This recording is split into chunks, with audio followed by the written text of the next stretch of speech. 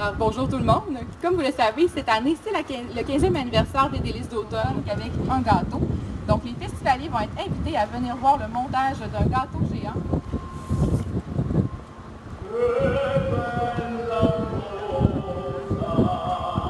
Les Délices d'automne est absolument fabuleux pour nous. Les Délices d'automne, vous savez, c'est la dernière année que l'Obla y participe. Pour la simple et bonne raison que l'Obla, à partir de la fin septembre, début octobre, va... C'est sûr et certain que c'est notre deuxième participation. On a une meilleure compréhension. On veut faire découvrir plein de choses. On s'attend lors de la fin de semaine. Oui, effectivement. Donc, cette année, c'est le 15e anniversaire des Délices d'automne. Donc, on a préparé des petites surprises durant toute la fin de semaine. Donc, le samedi, on va avoir un chanteur opéra italien qui fait des pâtes en même temps qu'il chante. Donc, il va être là dans l'attente des chefs.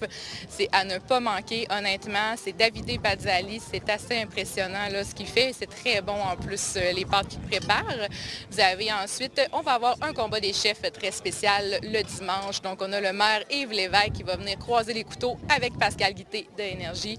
Donc, les deux là, vont être accompagnés d'un chef professionnel, Maxime, le maire de chez Loblaz, qui va être là avec un de ses associés là, pour les aider. Puis ensuite, le lundi, on a préparé en fait un gâteau géant de 2000 portions que les gens vont pouvoir venir déguster là, durant la fin de semaine. Et évidemment, il y a les exposants agroalimentaires qui vont être là, des démonstrations culinaires, des activités pour les enfants aussi toute la fin de semaine. Donc, ça va être une très belle fin de semaine là, au niveau de l'alimentation.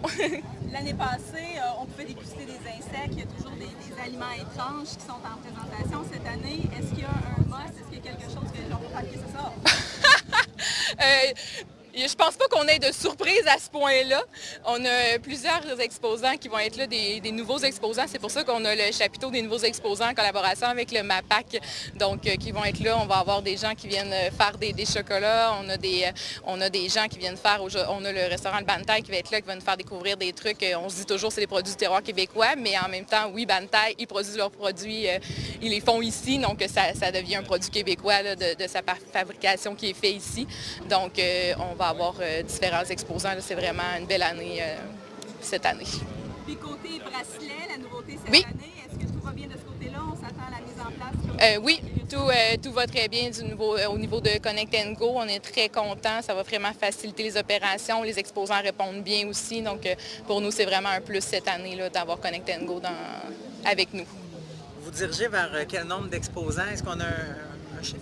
Oui, en fait, c'est une quarantaine d'exposants qui vont être là, ce qui est comparable aux années précédentes là, au niveau des exposants, parce qu'il y a une limite aussi au niveau du nombre d'exposants qu'on peut avoir selon la dimension du parc portuaire, en fait. Oui, justement, auparavant aussi, vous avez été plusieurs années à l'île Saint-Quentin. Là, désormais, vous êtes installé ici. Est-ce que le site est bon, on y reste, puis on s'accroche là? Ah oui, vraiment, le parc portuaire, c'est vraiment un endroit qui est l'endroit idéal. Ça amène tellement de gens, les gens viennent au centre-ville, c'est facile d'accès aussi, donc pour nous, le parc portuaire, c'est l'endroit là, qui est là pour rester. Est-ce que vous avez besoin d'une excellente édition cette année ou la santé financière, ça s'est replacé, ça va bien? Ça va bien, mais c'est sûr qu'on veut une excellente édition quand même. On travaille fort là, pour que ça aille bien, puis à date, la réponse est bonne. Là. Je pense que ça va. Avez-vous un plan en cas de pluie? En cas de pluie, c'est sûr que nous, au niveau de tout ce qui est les activités culinaires, ça peut avoir lieu quand même parce que c'est sous chapiteau. Donc, c'est sûr qu'évidemment, s'il y a de la pluie, il faut que les gens viennent avec leur parapluie. On va rester quand même là pour les gens, mais c'est certain que pour ce qui est des activités, les démonstrations, ça a lieu quand même s'il y a de la pluie.